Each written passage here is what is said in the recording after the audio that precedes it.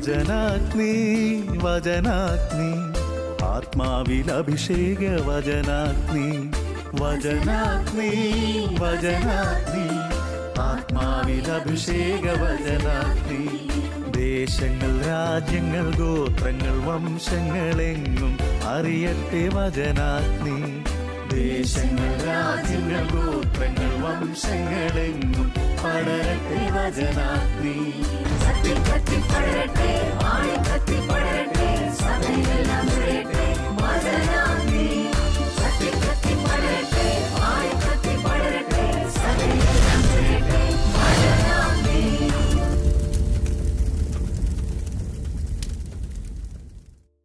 Hallelujah, praise the Lord.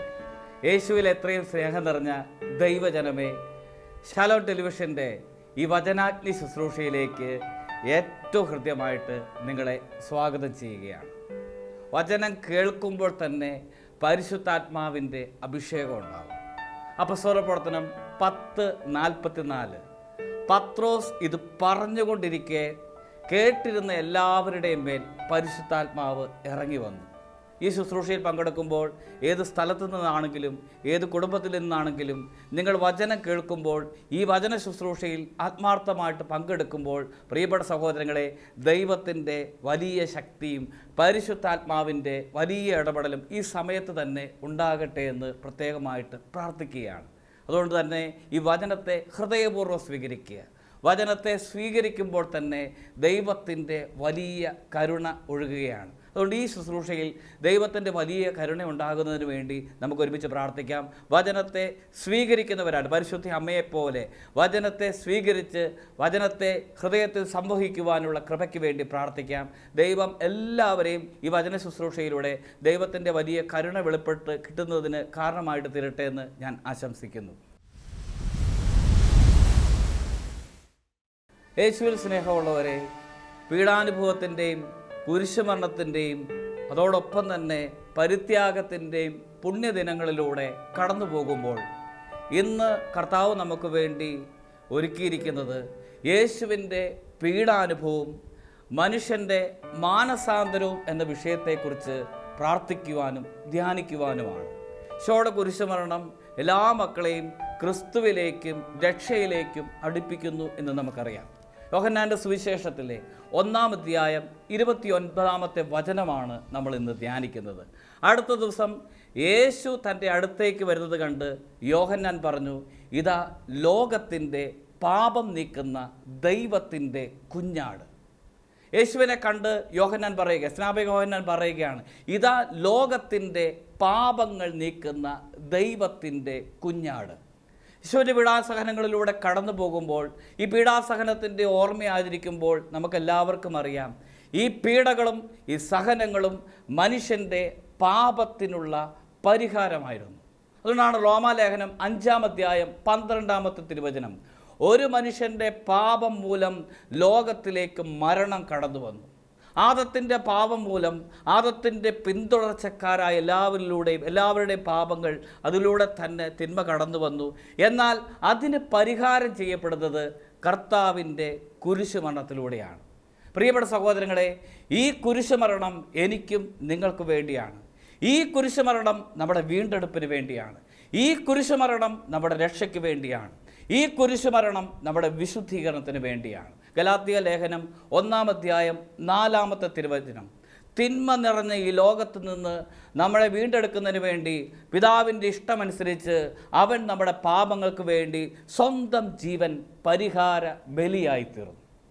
അതുകൊണ്ടാണ് നമ്മുടെ പാപങ്ങൾക്ക് വേണ്ടി, ഇന്ന് ചെയ്യുന്ന പാപങ്ങൾക്ക്, മനുഷ്യൻ്റെ പാപങ്ങൾക്ക് ഒരിക്കലും മനുഷ്യന് പരിഹാരം ചെയ്യാൻ കഴിവില്ല.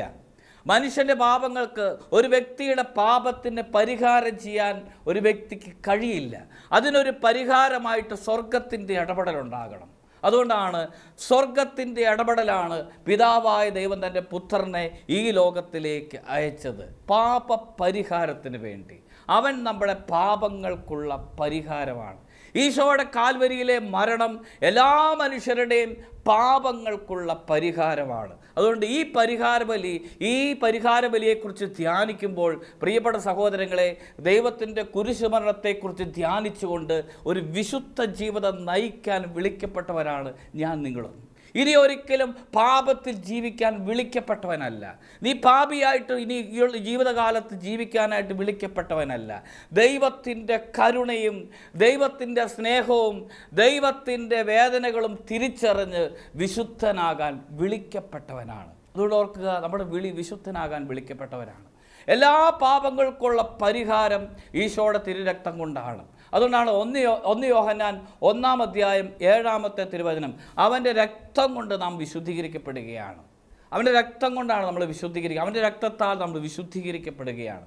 ഹെബ്രായ ലേഖനം 9-ാം അധ്യായം 14-ാമത്തെ തിരുവചനം, നിത്യാത്മാവ് മൂലം തന്നെ ശുദ്ധീകരിച്ച കർത്താവിൻ്റെ തിരുരക്തം ജീവിക്കുന്ന ദൈവത്തെ ശുശ്രൂഷിക്കുവാൻ നമ്മുടെ അന്തരംഗങ്ങളെ എത്രയധികമായി നിർജീവ പ്രവൃത്തികളിൽ നിന്ന് വിമുക്തമാക്കത്തില്ല.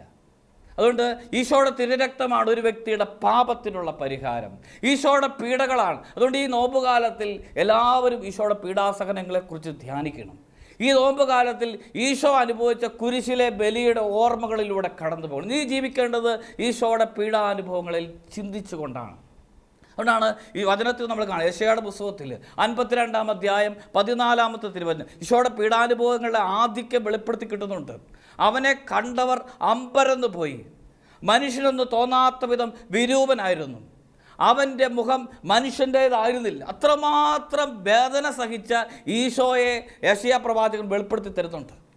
സങ്കീർത്തനത്തിൽ നമ്മൾ വായിക്കുന്നുണ്ട്, സങ്കീർത്തനത്തിൻ്റെ പുസ്തകത്തിലുണ്ട്, ഉഴവുകാർ അവൻ്റെ മുതുകിൽ ഉഴുതു, നീളത്തിൽ ഉഴവ് ചാലുകൾ തീർത്തു. ഈശോയുടെ പീഡാസഹനങ്ങളാണ്. പാഷൻ ഓഫ് ക്രൈസ്റ്റ് കാണുമ്പോൾ അറിയാം, ഈശോ കടന്നു പോകുന്ന വഴികളിൽ ശരീരത്തിൻ്റെ ഒരു ഭാഗത്തും വേദന അനുഭവിക്കാത്തതില്ല. എല്ലാ ഭാഗത്തുനിന്നും രക്തം ഒഴുകുന്നുണ്ട്. ദേഹം മുഴുവൻ ആസകലം മുറിയപ്പെട്ട് ദേഹം ആസകലം മുറിവേറ്റ് കർത്താവ് തൻ്റെ ബലി പൂർത്തിയാക്കുകയാണ്. പ്രിയപ്പെട്ട സഹോദരങ്ങളെ, യേശുവിൻ്റെ ബലി, അതുകൊണ്ടാണ് ഹെബ്രായ ലേഖനത്തിൽ അവൻ അവിടെ പ്രവേശിച്ച് നിത്യരക്ഷ പ്രാപിച്ചത് കോലാടുകളുടെയോ കാളക്കിടാങ്ങളുടെയോ രക്തം കൊണ്ടല്ല, തൻ്റെ തന്നെ രക്തം കൊണ്ടാണ്. യേശു ക്രിസ്തുവിൻ്റെ രക്തം കൊണ്ട് തന്നെയാണ് പാപത്തിന് പരിഹാരം ചെയ്യുന്നത്. ഹല്ലേലൂയ.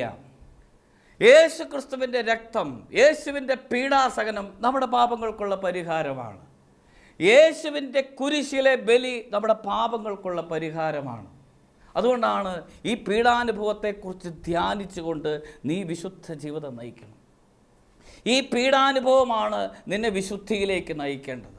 അനേകം വിശുദ്ധരെ വാർത്തെടുത്തത് ഈ പീഡാസഹനത്തിൻ്റെ ഓർമ്മയാണ്. വിശുദ്ധ ഫൗസ്റ്റീനയുടെ ജീവിതത്തിൽ യേശുവിൻ്റെ പീഡാസഹനത്തിൻ്റെ ഓർമ്മയും ഈ പീഡാനുഭവത്തിൻ്റെ അനുഭവങ്ങളും അവൾ കാണാനായിട്ട് ഭാഗ്യം കിട്ടിയപ്പോൾ അവളൊരു തീരുമാനമെടുത്തു, ഇനി ഒരിക്കലും എൻ്റെ ഈശോയെ ഞാൻ മുറിപ്പെടുത്തില്ല, എനിക്ക് എൻ്റെ ഈശോയ്ക്ക് വേണ്ടി ആത്മാക്കളെ നേടണം. അതുകൊണ്ട് പ്രിയപ്പെട്ട സഹോദരങ്ങളെ, ഓരോ പീഡാസഹനത്തിൻ്റെ ഓർമ്മയായിട്ടുള്ള നോമ്പാചരണങ്ങളും അല്ലെങ്കിൽ ഓരോ പ്രധാനപ്പെട്ട ദിവസങ്ങളും, പ്രത്യേകമായിട്ട് ഈ നോമ്പിൻ്റെ ദിവസങ്ങളും നമ്മൾ ഈശോയുടെ പീഡാസഹനങ്ങളെക്കുറിച്ച് ധ്യാനിച്ചുകൊണ്ട് ഒരു വിശുദ്ധനാകാനുള്ള തീരുമാനമെടുക്കാനായിട്ട് വിളിക്കപ്പെട്ട ദിവസങ്ങളാണ്. വിശുദ്ധനാകാനായിട്ട് തീരുമാനമെടുക്കാൻ വിളിക്കപ്പെട്ട ദിവസങ്ങളാണ്.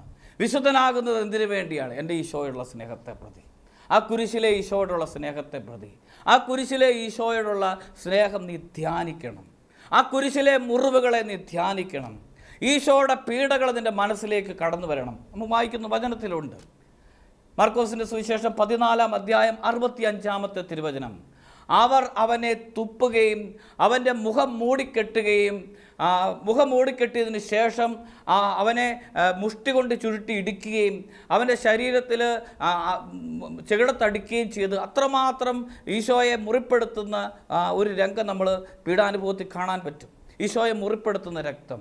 ചുവന്ന മേലങ്കി ധരിച്ച് മുൾക്കിരീടം ധരിച്ച് അവൻ പീലാത്തോസിൻ്റെ അടുത്തേക്ക് വരികയാണ്.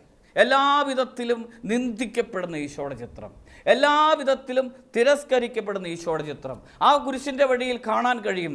ഈ കുരിശിൻ്റെ വഴിയിൽ ഈശോയെ വേദനിപ്പിക്കുന്ന രംഗങ്ങളേ ഉള്ളൂ കൂടുതലും.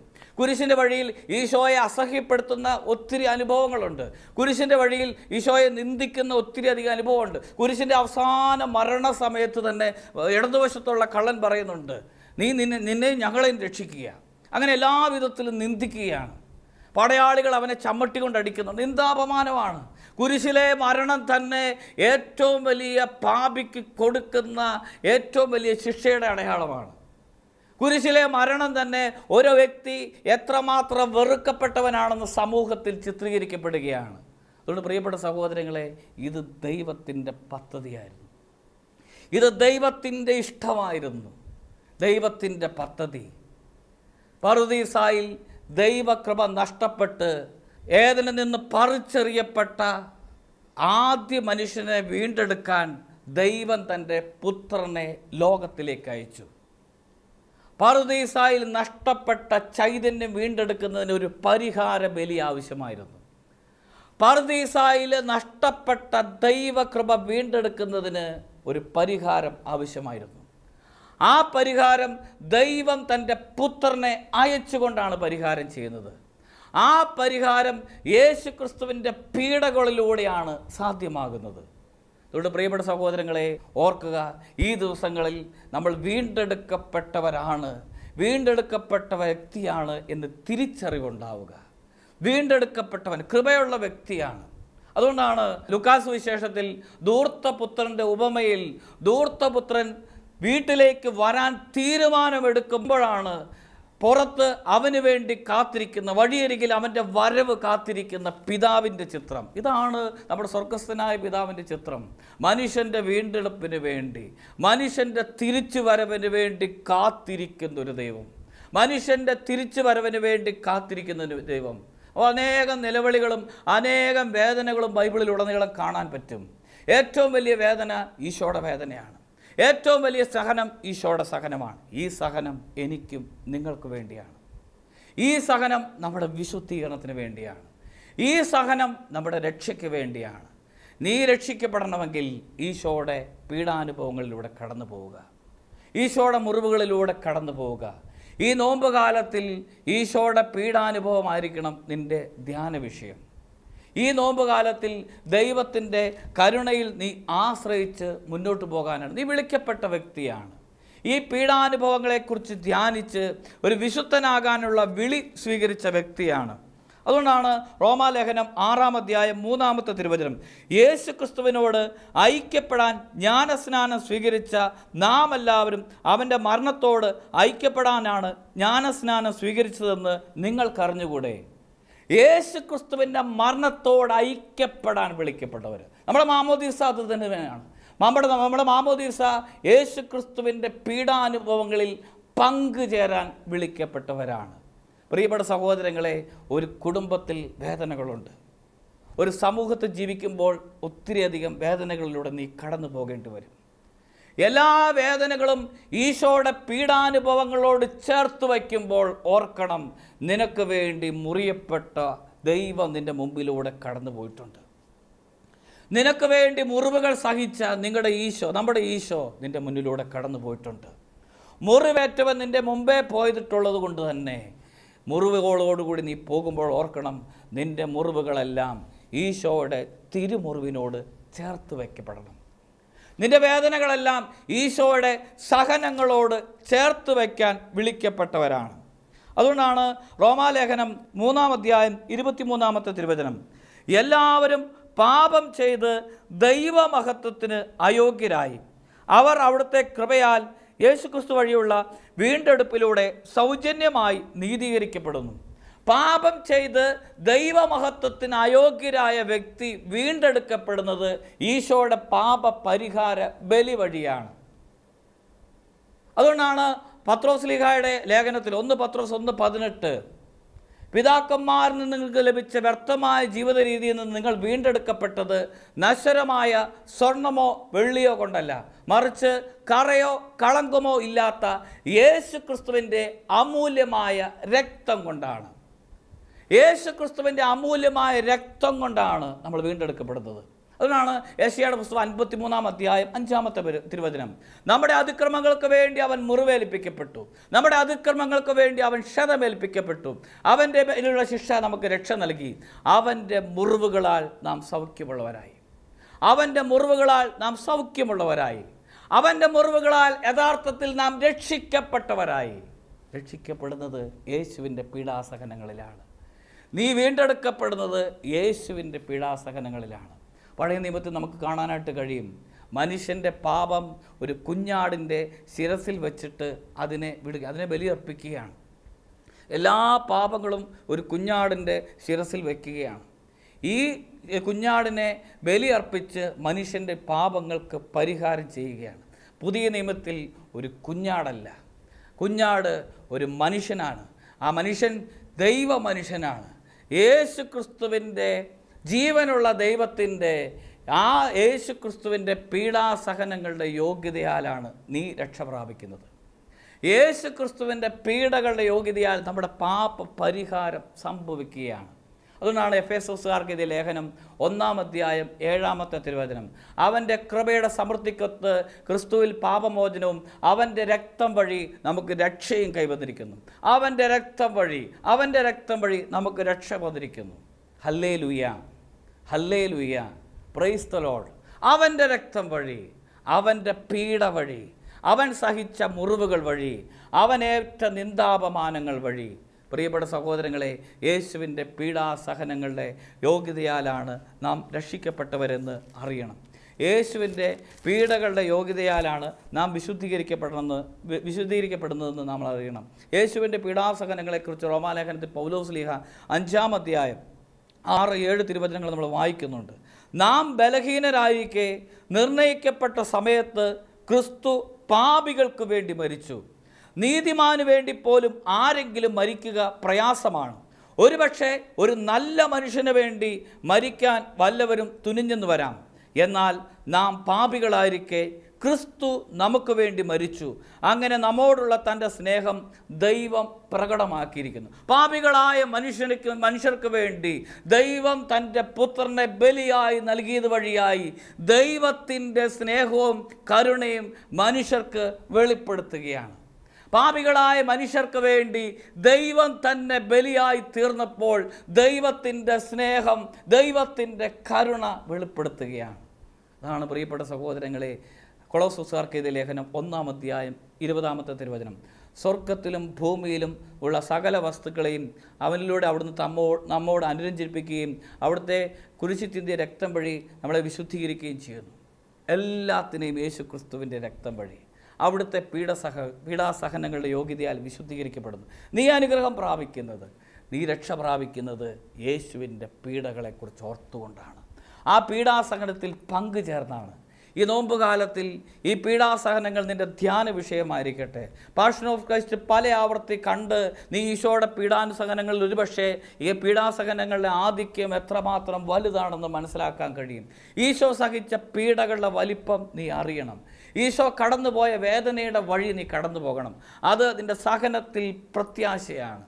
യേശുവിൻ്റെ പീഡാസഹനം സഹിക്കുന്ന ഒരു മകന്, ഒരു മകൾക്ക് ഒരു വലിയ പ്രത്യാശയാണ്. ഒരു പക്ഷേ നീ നിൻ്റെ കുടുംബത്തിൽ സഹിക്കുന്ന വ്യക്തിയായിരിക്കാം.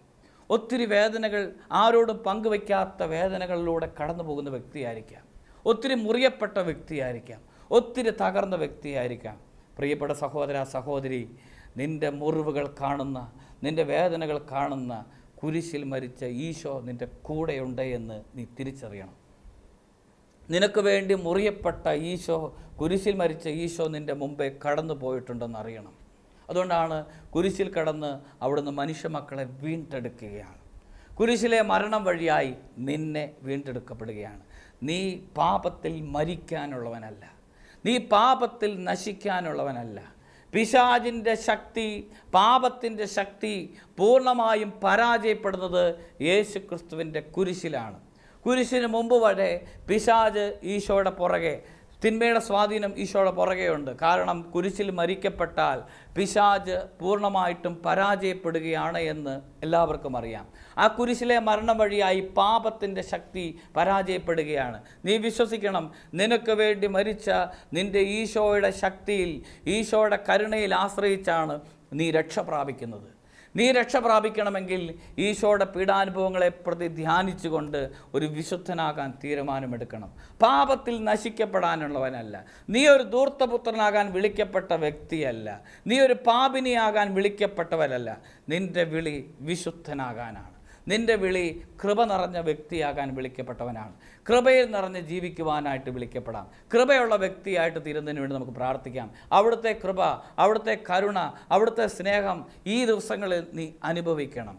ഈശോ നിന്നെ എത്രമാത്രം സ്നേഹിക്കുന്നുണ്ട് എന്ന് തിരിച്ചറിയണം. അതുകൊണ്ട് പ്രിയപ്പെട്ട സഹോദരങ്ങളെ, ഈ ദിവസങ്ങളിൽ, ഈ നോമ്പുകാല ദിവസങ്ങളിൽ ഈശോയുടെ കരുണയെക്കുറിച്ച് ധ്യാനിക്കാനുള്ള ദിവസമാണ്. ഈശോ എത്രമാത്രം നിന്നെ സ്നേഹിക്കുന്നു എന്ന് അറിയാൻ നീ വിളിക്കപ്പെട്ടവരാണ്. ഗലാത്യക്കാർക്ക് എഴുതിയ ലേഖനം 4-ാം അധ്യായം 4-ാമത്തെ വചനം. എന്നാൽ കാലസമ്പൂർണത വന്നപ്പോൾ ദൈവം തൻ്റെ പുത്രനെ അയച്ചു. അവൻ സ്ത്രീയിൽ നിന്ന് ജാതനായി, നിയമത്തിന് അധീനനായി ജനിച്ചു. അങ്ങനെ നമ്മെ പുത്രന്മാരായി ദത്തെടുക്കപ്പെടേണ്ടതിന് അവൻ നിയമത്തിന് അധീനരായി കഴിഞ്ഞവരെ വിമുക്തരായി. നിങ്ങൾ മക്കളായതുകൊണ്ട് ആബാ പിതാവേ എന്ന് വിളിക്കുന്ന തൻ്റെ പുത്രൻ്റെ ആത്മാവിനെ ദൈവം നമ്മുടെ ഹൃദയത്തിലേക്ക് അയച്ചിരിക്കുന്നു. പ്രിയപ്പെട്ട സഹോദരങ്ങളെ, ദൈവത്തിൻ്റെ മക്കളാകാൻ വിളിക്കപ്പെട്ടവരാണ്. ആബാ പിതാവേ എന്ന് ഹൃദയം തുറന്ന് വിളിക്കാൻ വിളിക്കപ്പെട്ടവരാണ് ഞാനും നിങ്ങളും എല്ലാവരും. ആ വിളി വിളിക്കുന്നത്, ആ വിളി ദൈവത്തിൻ്റെ പീഡാനുഭവങ്ങളോട് ചേർന്ന് കഴിയുമ്പോഴാണ്. ഈശോയുടെ പീഡാസഹനങ്ങളോട് ചേർത്ത് നിൻ്റെ സഹനങ്ങളെ കാഴ്ചവെക്കുമ്പോൾ നീ ആബാ പിതാവേ എന്ന് വിളിച്ച് യേശു ക്രിസ്തുവിനോട് ചേർന്ന് പിതാവിനെ മഹത്വപ്പെടുത്താൻ വിളിക്കപ്പെട്ടു. ആ വിളിയിലേക്ക് നിന്നെ കർത്താവ് തെരഞ്ഞെടുത്തിരിക്കുന്നതാണ്. അതുകൊണ്ട് അതിൻ്റെ എല്ലാ സഹനങ്ങളും, എല്ലാ വേദനകളും ഈശോയുടെ പീഡാസഹനങ്ങളോട് ചേർത്ത് പിതാവിൻ്റെ സ്വന്തം മക്കളായിട്ട് തീരാൻ വിളിക്കപ്പെട്ടിരിക്കുന്നു. പിതാവിൻ്റെ സ്വന്തം മക്കളാകുന്നത് ഈശോ കടന്നുപോയ സഹനങ്ങളിലൂടെ കടന്നുപോയിട്ടാണ്. പിതാവിൻ്റെ സ്വന്തം മക്കളായിട്ട് തീരുന്നത് ഈശോ കടന്നുപോയ നിന്ദാപമാനങ്ങളിലും തിരസ്കരണങ്ങളിലൂടെയും നീയും കടന്നുപോയിട്ടാണ്. അതുകൊണ്ട് നിനക്ക് ഇന്ന് നിന്ദാപമാനങ്ങളും വേദനകളും ഉണ്ടെങ്കിൽ ഓർക്കൊള്ളുക, ആ ഈശോയുടെ പീഡ സഹിച്ച ഈശോയിലൂടെ ദൈവത്തിൻ്റെ മഹത്വത്തിൽ പങ്കുകാരായി വിളിക്കപ്പെട്ടിരിക്കുന്നു. റോമാലേഖനം 8:18 വെളിപ്പെടാനിരിക്കുന്ന മഹത്വത്തോട് തുലനം ചെയ്യുമ്പോൾ ഇപ്പോൾ നിങ്ങൾ അനുഭവിക്കുന്ന കഷ്ടതകൾ എത്ര നിസ്സാരം. വെളിപ്പെടാനിരിക്കുന്ന മഹത്വം, വെളിപ്പെടാനിരിക്കുന്ന നിത്യജീവൻ, വെളിപ്പെടാനിരിക്കുന്ന സന്തോഷം, ഇത് വെളിപ്പെടാനിരിക്കുന്നതാണ്. ഇത് വെളിപ്പെടാനിരിക്കുന്നതാണ്. ഈ ഭൂമിയിലെ ജീവിതത്തിന് ശേഷം നിനക്ക് വെളിപ്പെടാനിരിക്കുന്ന ഒരു മഹത്വമുണ്ട്. അത് ഈശോയുടെ പീഡാസഹനങ്ങളോട് നിൻ്റെ സഹനങ്ങളെ ചേർത്ത് വെച്ചാണ്. ആ പീഡകളോട് നിൻ്റെ വേദനകളെ ചേർത്ത് വെച്ചാണ്. അപ്പോൾ മഹത്വം വെളിപ്പെടും, ദൈവത്തിൻ്റെ സ്നേഹം നിനക്ക് വെളിപ്പെടും. അതുകൊണ്ട് ദൈവത്തിൻ്റെ ആ മഹത്വത്തിൽ നീ വിളിക്കപ്പെട്ടിരിക്കുന്നു. സഹനങ്ങളിൽ കർത്താവിനോട് ചേർത്ത് നിന്നെ സമർപ്പിച്ച് ദൈവത്തിൻ്റെ കാഴ്ചയായിട്ട് സമർപ്പിക്കണം. ഈശോ തൻ്റെ കുരിശിലെ ബലി പിതാവായ ദൈവത്തിന് കാഴ്ചയായിട്ട് സമർപ്പിക്കുകയാണ്. ഇതാണ് പിതാവേ അങ്ങയുടെ കരങ്ങളിലേക്ക് സമർപ്പിക്കുന്നു എന്ന് പറഞ്ഞ് തൻ്റെ ജീവനെ മുഴുവനായി സമർപ്പിച്ചാണ് അവിടുന്ന് മരിക്കുന്നത്. ഇതുപോലെ നിൻ്റെ സഹനങ്ങളെയും നിൻ്റെ വേദനകളെയും നിൻ്റെ തകർച്ചകളെയും ആ സ്വർഗസ്ഥനായ പിതാവിൻ്റെ കരങ്ങളിലേക്ക് സമർപ്പിച്ച് പിതാവേ എല്ലാം ഞാൻ സമർപ്പിക്കുന്നു എന്ന് പറഞ്ഞ് ഒരു ബലിയായിട്ട് തീരാൻ ഈശോ ബലിവസ്തുവും ബലിമൃഗവുമായിട്ട് തീർന്നു. ഒരേ സമയം ബലിയർപ്പകനും ബലിമൃഗവുമായിട്ട് തീരുവാൻ ഈശോയ്ക്ക് കഴിഞ്ഞു. ഇതുപോലെ ഒരേ സമയം നിന്റെ സഹനങ്ങളിലൂടെ ഈ സഹനങ്ങൾ നീ ദൈവത്തിന് അർപ്പിക്കുന്നത് വഴിയായിട്ട് ബലിമൃഗവും ബലിയർപ്പകനുമായി തീരുവാൻ വിളിക്കപ്പെട്ടവനാണെന്നുള്ള ചിന്ത ഈ ദിവസങ്ങളിൽ കർത്താവ് നിന്നെ നയിക്കട്ടെ. ഈശോ നിങ്ങളെ അനുഗ്രഹിക്കട്ടെ.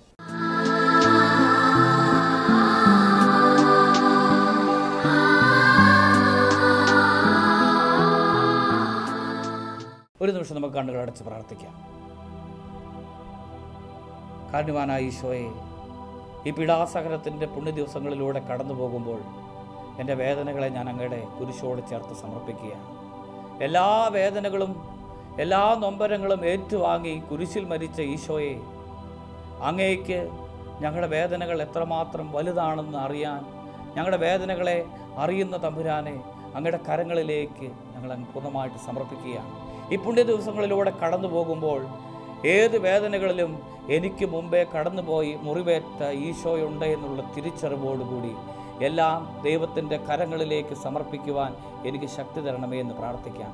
പ്രത്യേകമായിട്ട് ഈശോയുടെ പീഡാസഹനങ്ങളും ഈശോയുടെ വേദനകളും ധ്യാനിച്ചുകൊണ്ട് ഈശോയുടെ സഹനങ്ങളിലൂടെ കടന്നുപോയി എൻ്റെ സഹനങ്ങളെ ദൈവത്തിൻ്റെ കരങ്ങളിലേക്ക് കാഴ്ചവെച്ച് ദൈവമഹത്വത്തിൽ പങ്കുകാരായി എന്നെ മാറ്റണമേ എന്ന് പ്രാർത്ഥിച്ചുകൊണ്ട് ഒരു നിമിഷം നമുക്ക് ദൈവത്തെ നന്ദി പറഞ്ഞ് സ്തുതിച്ച് നമുക്ക് മഹത്വപ്പെടുത്താം. ഹാലേലുയ, ഹാലേലുയ, ഹാലേലുയ, ഹാലലുയ ഹാലലുയ ഹാലലുയ.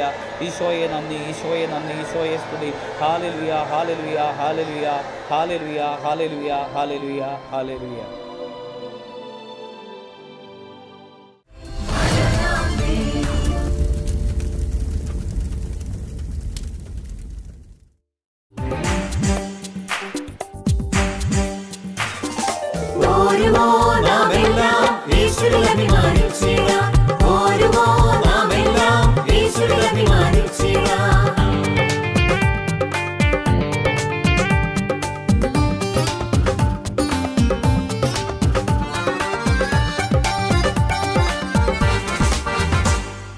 നമ്മുടെ നാഥൻ ഒലിവുമലയിൽ അന്ന് നൽകിയ മിഷൻ ദൂത് തലമുറ തലമുറ കൈമാറി കെടാതെ ഞങ്ങൾ ഘോഷിക്കും, കെടാതെ ഞങ്ങൾ ഘോഷിക്കും.